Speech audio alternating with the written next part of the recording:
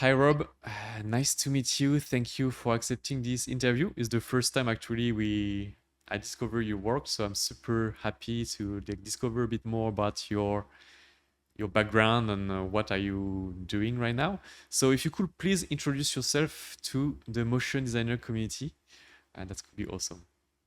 Yeah, sure thing. I'm Rob Moffat. I go by the handle 5Rob.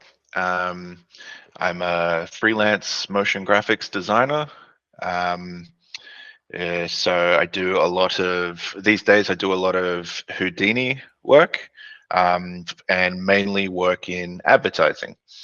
Uh, so I really enjoy advertising. I've done some time in film. I worked at Animal Logic for a short period, and I always wanted to work there. And when I finally got there, I realized that you were a tiny cog in a very large machine, Mm. and I went there after a long period of time working at Ogilvy in Sydney, which is a big advertising agency, and I was there for 6.5 years, and I was the lead motion graphics artist there, and I think I just fell in love with the whole advertising side of production because you if you don't like the job that you're on, you just have to wait maximum of 2 weeks, and then you're onto something completely different. And so you get a lot of variety, and it Mm. makes things a lot more fun. Because I knew a guy that worked at Animal Logic on Happy Feet 2, and for 2 whole years, his whole job was to put footprints in the snow digitally behind the penguins that are already animated, and he had to do just that one job for 2 whole years straight, and I can't do that. So advertising production is my jam, and I love it. Also, I just love making weird stuff and posting it on Instagram. Yeah.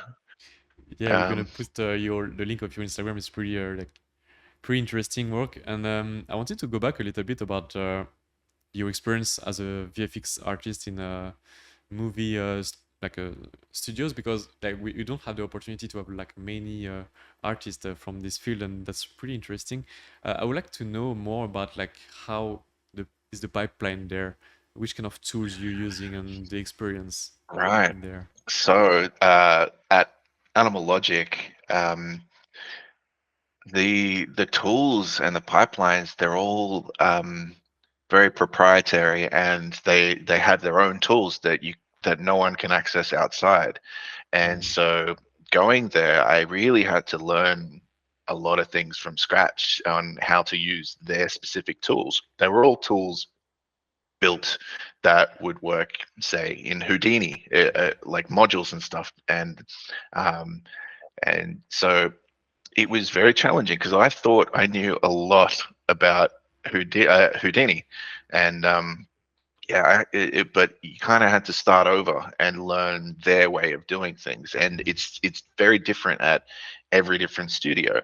I'm pretty sure. I've only worked at Animal Logic, but it was daunting and scary and challenging. But I think if you just kind of stick with it, all the other people that were working there, they'd been there for years, and they kept getting rehired because they knew the software that had been built for the people that work there.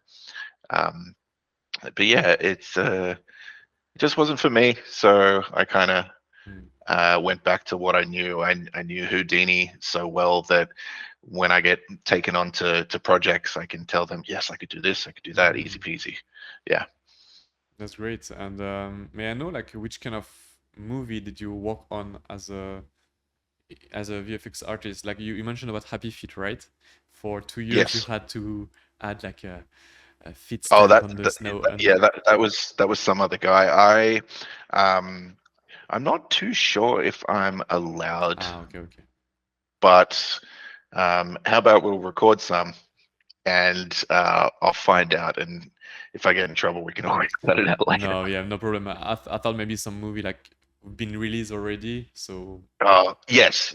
The one that I was working on at my short time there was Peter Rabbit 2, the okay. second one.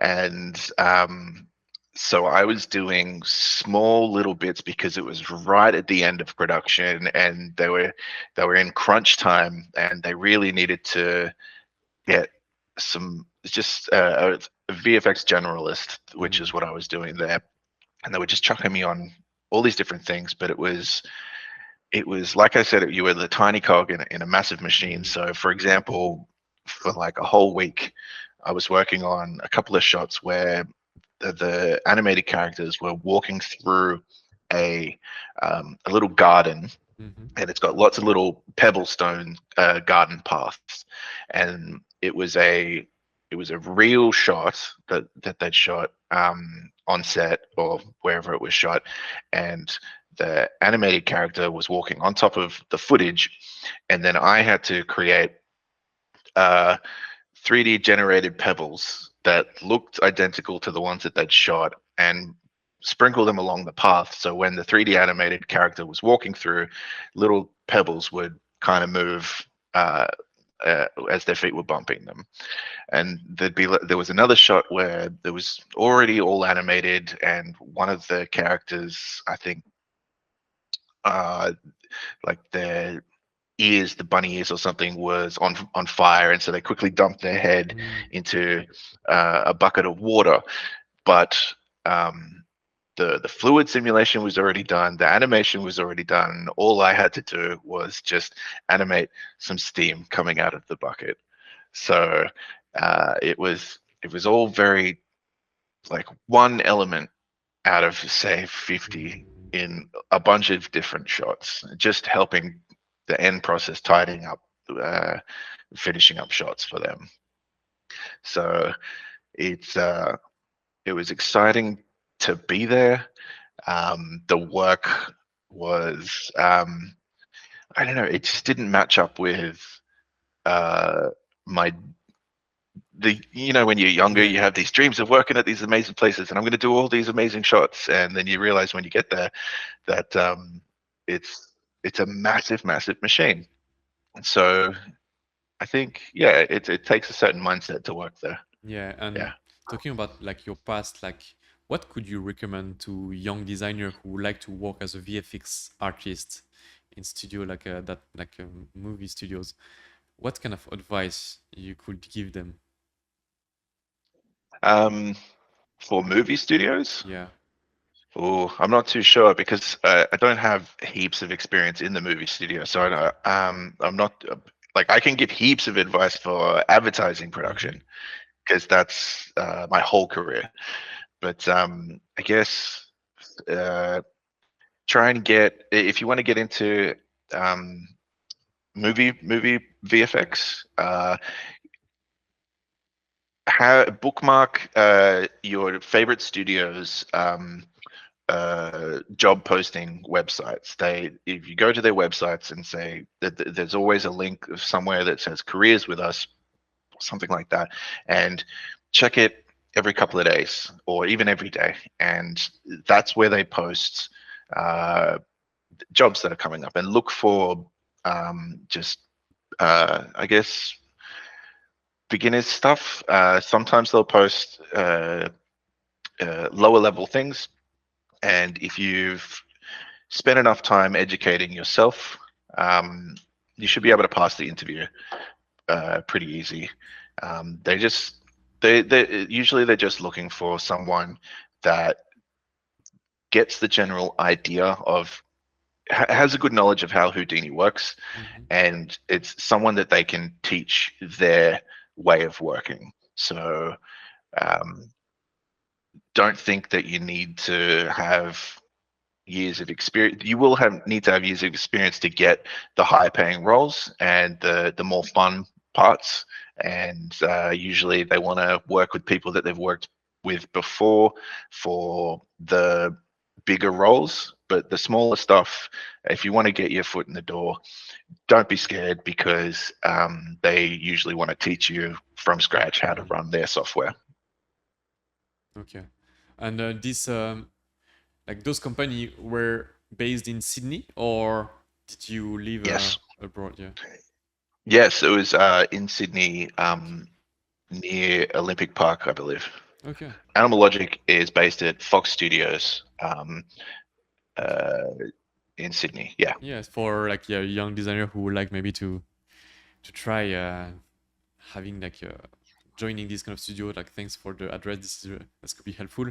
And so, you were more like an artist, or you've already been like a technical artist, like because right now you are technical director into the advertising company, right? So how did you make this this transition? Has it been like pretty naturally and dependent on? Oh, honestly, they both kind of developed hand in hand at the same time Okay. because have always been uh, artistic Mm-hmm. and um, but always had that uh, eye for not eye for detail, but I always really loved and automating things.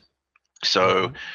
like for example, when I first started, uh, way back when I was teaching myself how to use After Effects, where everyone usually begins. Actually, before that, I was using Flash, animating in Flash. That was a long time ago.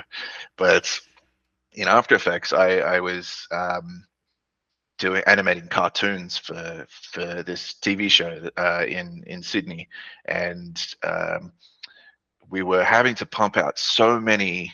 We were having to pump out like a good 4 or 5 minute animation a week, where at the beginning of the week we'd had to write a script, we'd had to um, illustrate all of the assets for it, and then it'd be handed over to me. We also had to record all the voices for it, and then it was handed over to me and I'd have say 3 days to animate everything, pull it all together, and all do all the lip sync. Um, and it was crazy. And I was also working full time in a warehouse at this point, driving forklifts, and I was basically just doing this, staying up all night, uh, and I just always needed to find ways to speed up my workflow. And so I would find ways in After Effects to use expressions to uh, have the volume of the voice Mm-hmm. interact with the position in time of a mouth opening and closing. And so I just automated all of the lips opening and closing, so I wouldn't have to spend hours just opening and closing and listening to every word and syllable. And then from there, it was how can I make this faster? How can I how can I save myself time? And then that just kind of stuck with me, and it's why I like Houdini so much, is because you spend all the time building all these tools that you know how it works, and you've coded it in a certain way. And then the crazy part about Houdini is because it's all a node-based workflow, it all trickles down all these little steps that you've made. And then say if you want to change something uh, majorly in it, all you have to do is change one of the nodes, and all of your steps still exist. So you don't have to start from scratch every time you want to make a change. And I just love that sort of workflow. It's amazing.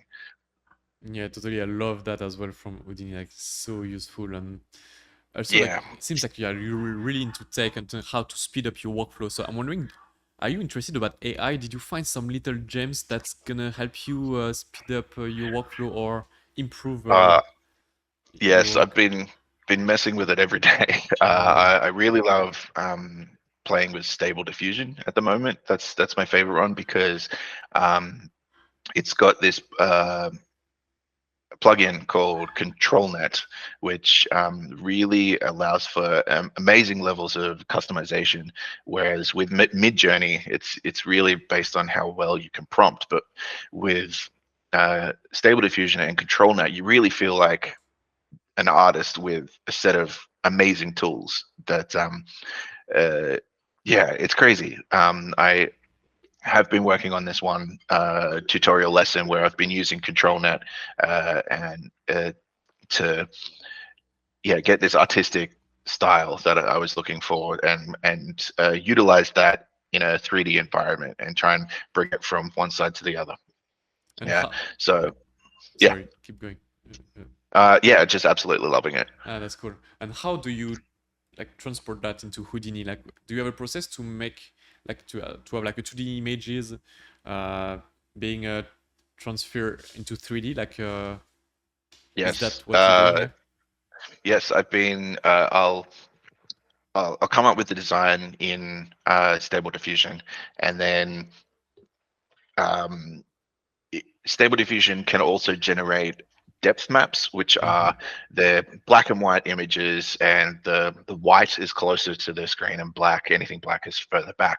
And so in Houdini or a lot of other um, 3D programs, um, I just with a flat plane, I would raise parts of that plane higher depending on, so say I slap that black and white image on that, then it's divided up, and any point that is white, that'll be higher. And then if you just angle that way, point it towards camera, all the white is closer to the camera and the black. And then get rid of the black and white image and put the final generated image onto that, and you can move the camera around a little bit and get a little bit of parallax with the image, Mm. and it's really cool. And also back to your question before about using AI, I'm actually using ChatGPT a lot for um, teaching myself.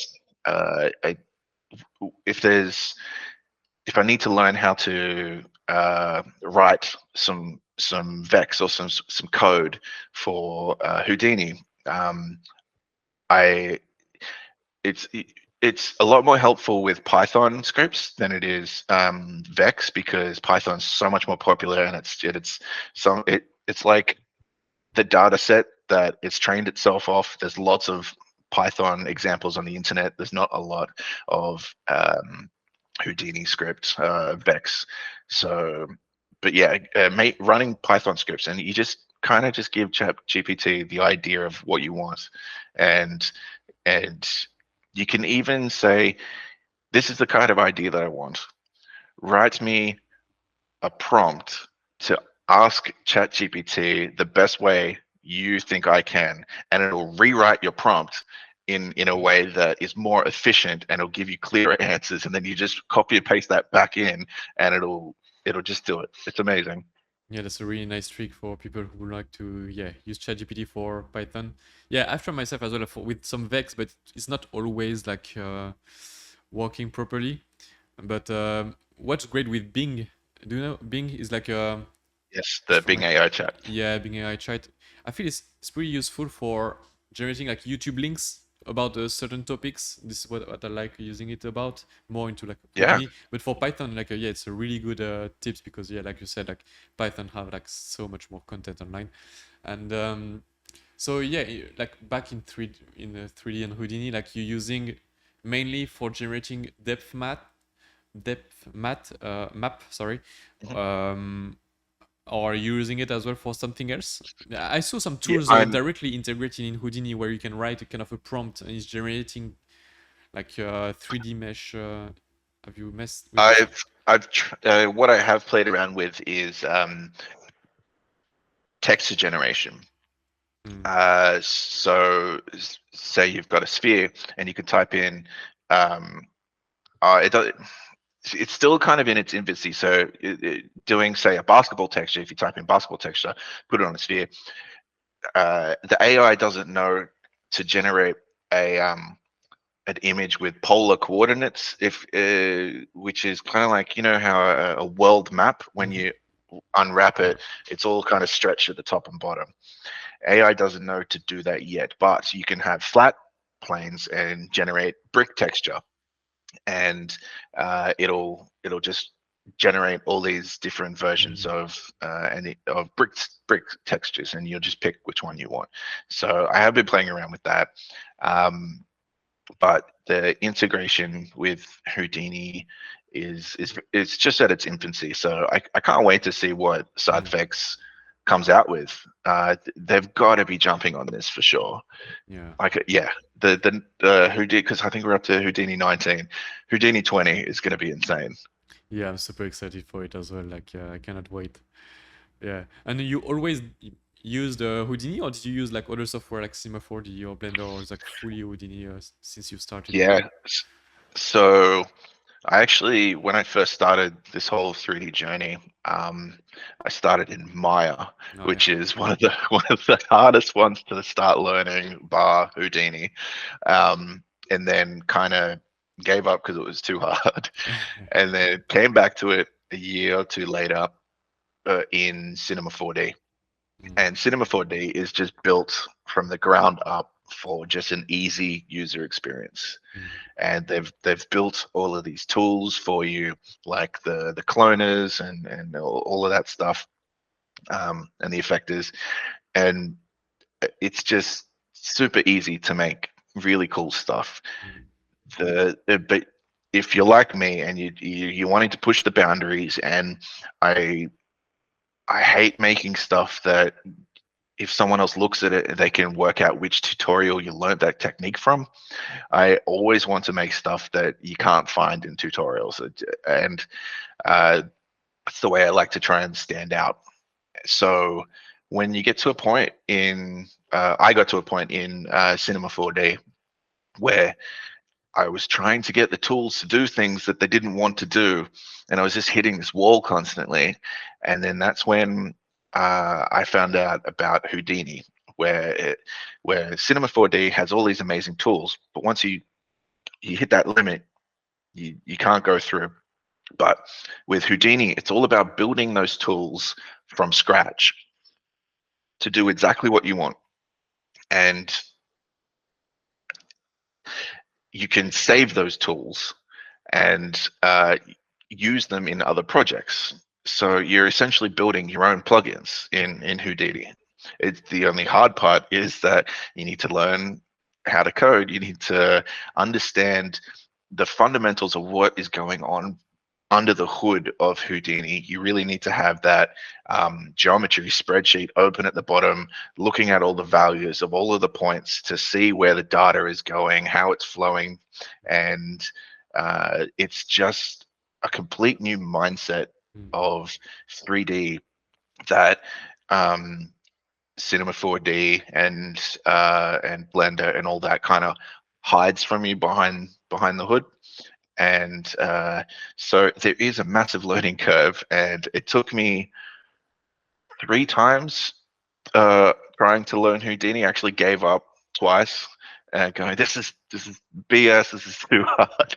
But once you start to understand how the data flows, and like how you can assign attributes to points and stuff, it once it kind of clicks, it just all makes starts to make sense, and you just start smashing out progress, and mm. you just start you are no longer limited by your tools. You're only limited by your imagination, and that's the place that I want to be in creativity and art and work, because it's great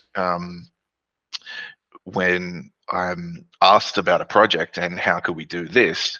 I'm not thinking, can I get away with that with the plugins that Cinema 4D provides? I just know I'll build something that can make it happen, and it's just opened up my career. Love it. That's awesome. And what kind of project you mostly have with Houdini in the in this advertising studio?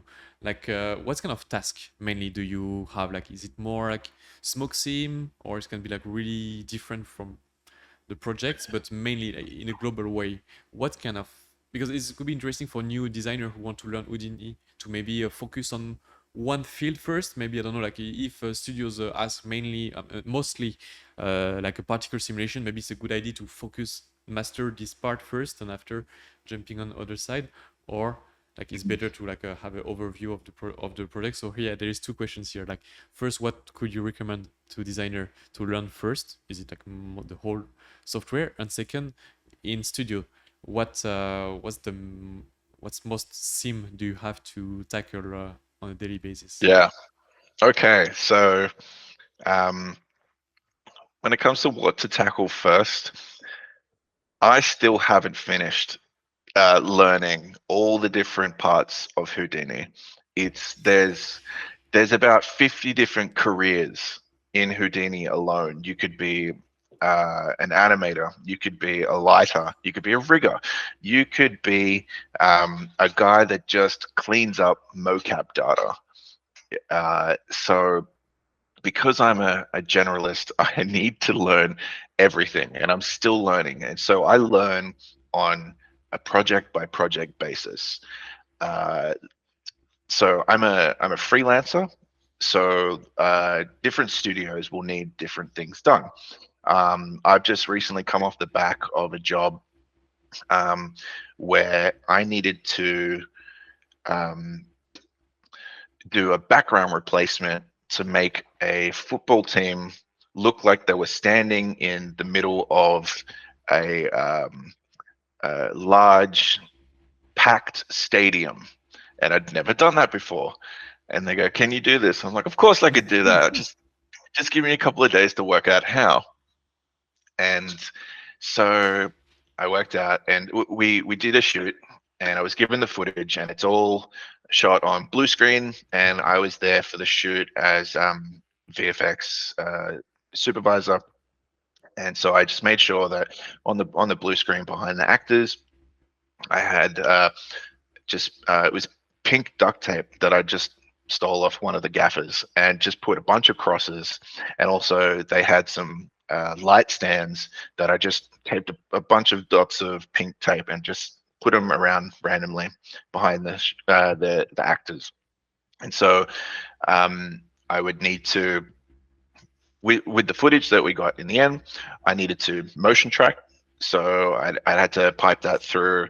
I used, what's it called, PF Track, which um, After Effects has a decent auto tracker, 3D auto tracker, but sometimes when it doesn't work, you have no other options to try and help it Mm, along. There's a little couple of tricks you could do, but when it doesn't, if the shot's too tricky, there's not a lot of hand tracking you can do. So PF Track, I had to learn how to use that because I'd never used that before, which was super fun. But learned that, got the track, and then um, I needed to get the the 3D tracked footage into After Effects. Sorry, I need to get it into Houdini. um, Houdini. And so um, this was for a different job, but say I had it motion tracked in After Effects. The only way to get it to Houdini is I need to, from After Effects, save it as a Cinema 4D project, open it up in Cinema 4D because they have that lovely link, Mm-hmm. and then save that as a file that Houdini can open. Yeah, and then once I got that data into Houdini, then I had to, oh man, I had to work out how to do a massive crowd simulation Mm-hmm. because Because you I, didn't know I, before, right? I You hadn't, I discover hadn't on done the it before. spot. Yeah, and the thing with working in this industry, you're also limited with really tight deadlines. Mm, And I realized that I wasn't going to be able to teach myself quick enough. Um, so uh, the cool thing that you can do in this industry is you can just, in advertising, there's a budget that is allocated to VFX, and so you can just say, look, I can spend a full week creating this massive stadium, animating hundreds of thousands of people individually, and it's going to be an absolute nightmare. And it might look a bit janky. Or here's a link on Turbo Squid that someone else has already built it, and let's just go with that, and it'll be done in a couple of days, easy peasy. What I didn't realize is that that asset was actually an Unreal 5 asset and not something that I got in Houdini. So, well, there we go. Let's learn Unreal 5. So I spent a whole night trying to teach myself Unreal 5, and Oh my god, it's my new passion now. Unreal 5 is insane. Like Mm, you can just render beautiful stuff in real time, and things that would have normally taken overnight to render, I was able to do in minutes.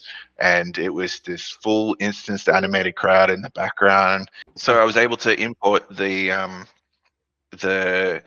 animated camera, which perfectly matched. It was match move for the one in real life, and had that moving around on the grass in the middle of the stadium, and so the camera movements perfectly match. And then you just hit render, and then did some comping in After Effects because I'm old school and I don't know how to use DaVinci yet because I've been putting that off.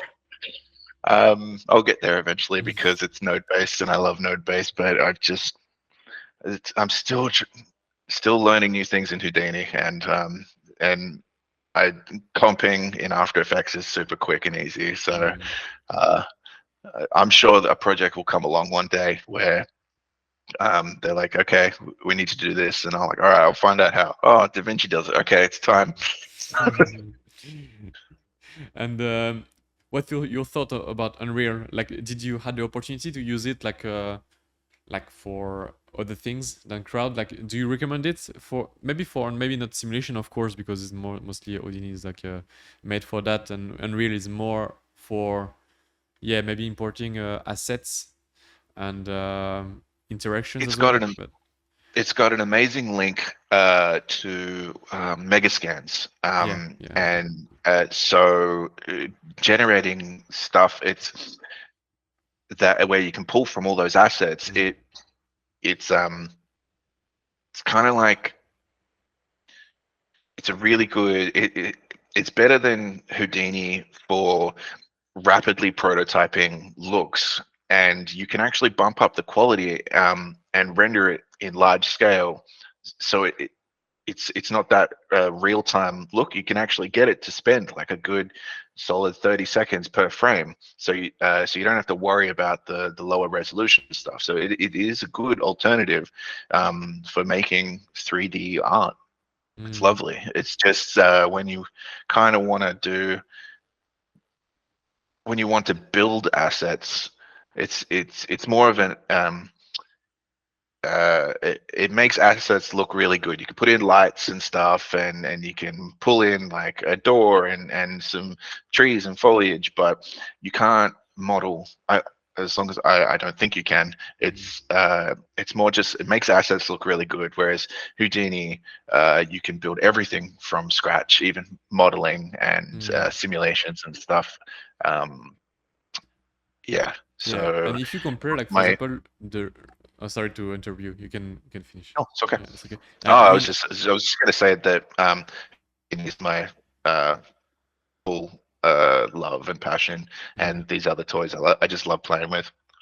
yeah, and if you compare like a render done with Redshift and Houdini, the same scene, for example, or just a product, and compared to Unreal Engine, which one do you think looks better? Is it the same quality, or you feel a little difference between both? Um, I think it's just about how much control you want. If you're going for something simple and you have an idea in your head of exactly what it needs to look like, um, Unreal is super quick for Mm, making stuff look good. Whereas if you're needing to iterate on versions and make lots of changes and kind of test out lots of ideas, mm, Houdini's probably the better way to go because you can just, like I said, you can just change one node and all the other changes that you've made down the list, they just stay there. And so you can, so you say you spend a whole bunch of time building this whole scene on a square and it's all procedurally generated. You might have the creative director go, "Oh, we actually wanted it all on a triangle," and you can go, "No worries, just switch the top node to a triangle," and it mm, just redoes the whole thing. But if you were to do that in Unreal, you'd need to start from scratch. yeah, yeah. There's no procedural aspect to it that I know of. Okay, that's really interesting. And are you thinking to like learn more about Unreal, or it will depend on the job coming, or are you trying to go Um, deeper into it? See, that's the question. Um do I keep learning all these other things and just stay okay with Houdini, or do I stick with Houdini and stay okay with other things, but be the best with one thing? And I'm trying to really be the best at one thing instead of what was it jack of all trades and a master of none. Mhm. Yeah, I'm trying to be the master of one and a jack, also a jack of all trades. It's yeah, but it really is a case by case thing. Like one of the jobs that I had was that came in. The company wanted to do one of those 3D billboards, Mhm. digital billboards. So it was down in Melbourne, uh, and it wrapped around the side of a building, and from across the street, if you were to look up at it, it looks like it goes in. But if you look at it from any other angle, it looks a bit weird and distorted because it's built specifically for this angle. So the objects look like they were coming out of the screen, and I'd never done that before. And they're like, "Oh, our client wants to do this." I'm like, "Yeah, sure, I could do that. Just give me a couple of days to work out how." And yeah, I was able to do that all in Houdini, because in Mhm. Houdini you could just do anything. Yeah, it was good fun. Yeah. Okay. That's really interesting. Yeah, because yeah, myself, I'm hesitating to start learning Unreal as well. But yeah, depend on the project and what's your goal, you know. Yeah, it depends on what sort of work that you do a lot. If Yeah. you're doing a lot of concept art and that, uh, it's quick, and it looks really good. Mm. If you're if the jobs you're getting are all random and unique, Houdini's the smarter environment to be able to tackle those jobs, because you know that it can do anything. Mm. Yeah, exactly. Mm. And just to go back to the question before, like with Houdini, which kind of simulation or project you've got the Yes. most and Um, mainly? I think product animation is Okay. the one that comes up the most. So it'd be um, so it'd be like, you know uh, uh, Deconstruction or like a beauty, yes, like it'd be a like a beauty beauty shot? product, and Mm. you'd need like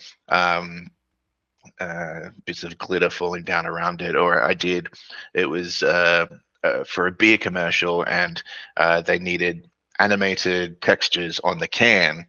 And so I animated all the textures in After Effects, and had the 3D can, but then I had to do a simulation of, because it was so close up, I needed to have realistic moisture Most, mhm. coming Droplets and down, stuff. Mm. condensation, yeah. Sensation, yeah. And so I had to teach myself how to do that. Um, there's no real one part of Houdini. If you want to be a generalist, you kind of need to get a basic idea of how the whole thing kind of works. And once you have that understanding of how data flows in Houdini, you'll know kind of how to use everything. All you need to do is, when that job comes in, okay, we need a particle simulation. No problem. I kind of get it. Just top up on some lessons the night before the job starts, refresh yourself, and then just go down that path. And then the next job might be something else. And Mm. so it really, it's not one section of Houdini to learn first. Get the fundamentals of how Houdini works. That's the main thing that you need to learn first. Mm. Um, yeah. Yeah, that's a good advice. Yeah, for sure. Just like I was curious as well, like which kind of designer inspire you? Like, do we have any names in design, but also maybe other people outside of our industry who build your personality and your work? Like, who inspire you? Oh, one that comes to mind, I loved when I was going through this journey of teaching myself. I really liked a guy named Maxim Zetskov. He did a lot of black and white, um, like abstract 3D stuff that I was obsessed with for a long time, and now he's started to do a bit more colorful stuff, and I'm like, yeah, okay, but You want to go to the yeah, opposite, right? Like black and white now, like bored of it, right? yeah, I really loved his stuff. Also, Nice. there's a guy um, that works at Panoply. Let me, Simon O'Medal, yes, of course. you know who he is. Yes, Simon Homendel. Homendel. Holmedal, Yeah, yeah. yeah, that guy. He's my hero. Uh, if you see this, Simon, love you. Uh, send me an email. Let's work together. Um, but yeah, his stuff was the most inspirational, and he was actually the reason that I wanted to get into Houdini, because some of the stuff when he transitioned from Cinema 4D to Houdini, it just blew me away, and I always knew I needed to do that transition. Yeah, so I guess I've just been chasing that high ever since. Yeah, I think he spent a lot of people same things for me. I mean, same for me. Like yeah, Yeah, with his work with Man vs Machine and stuff. Yeah, he's a legend. So yeah, it's same. like and in outside of motion design industry, do you have any mentor or people you admire, uh, or not? Honestly, people I've been admiring the most are friends that I've been making on Instagram from just posting, and the Instagram Mm, motion graphics community I love. And when this motion designers teaching uh, project started, I was so surprised to see how many of my Instagram friends have made it into mm. this project. Every time they jump onto the Discord, I was like, "Whoa, cool, welcome!" And yeah, it's crazy. Yeah, there's about 3 or 4 friends, close friends that I have on Instagram that uh yeah, it's so I didn't realize how like I didn't really think it was that small of a community, or maybe I'm just spread so wide trying to talk to other people. But yeah, if it that's I guess that's some good advice. You might not realize that commenting on other people's stuff, or just starting a conversation in the DMs, it actually goes a long way of building connections, and spreading ideas. And I've done a bunch of collabs with people, and it's just been fun. You don't do it for money or anything. You just do it to uh, connect with the community, and then you find out later that it just benefits you a lot. Yeah, that's let's go with that advice. Okay, thank you for that, man. And where we can find your work? Like, do you have like Instagram, email, website? Yep. I just use Instagram at the moment. I haven't posted a lot in a while because I had a kid, and a lot of my time is now focused there, because raising a baby is it takes a lot of your time. So I will be trying to get back into it as time frees up. But all of my artwork is on Instagram. The handle is at five, just the number five, ROB_renders, 5 Rob renders. Um, and yeah, you can go through and you can see that I like to make weird stuff, and sometimes purposely weird, because a bunch of people I'd post something super weird, and then a bunch of people would unfollow me, and I'd kind of almost laugh. And then but the thing is, I'd get 3 times the amount of followers after I posted that to follow me than what I'd lost. So and then after I lost a bunch of people on one weird post, I go, okay, let's see how many people I can lose on this one. And I posted this really weird. If you can try and put it into the video over the top of this, it's this half octopus, half baby toy pulling itself along the floor. And I was really trying to see how many followers I could lose on that, and I think I lost 750 followers in 24 hours. And but then it just gained traction, and then I gained a good 1,500. So Yeah. yeah, it's some people. I don't know, sometimes they don't realize what they're following when they follow me. I just like to make stuff that you can't find anywhere else. Yeah, and this is the best part, to be unique and differentiate yourself as well. So yeah, to encourage Yep. that. Yeah. That's awesome, man. Thank you so much for your time. Thank you so much Hey, for man. this interview. It was really inspiring, and I know way more about you right now, and I'm super grateful for having this chat with you. So thank you so Yeah, me much. too. Thank you so much, No, man. thank you. It's been great. Had a great time. Awesome. Thank you, man, and see you next time. Cool. No problem.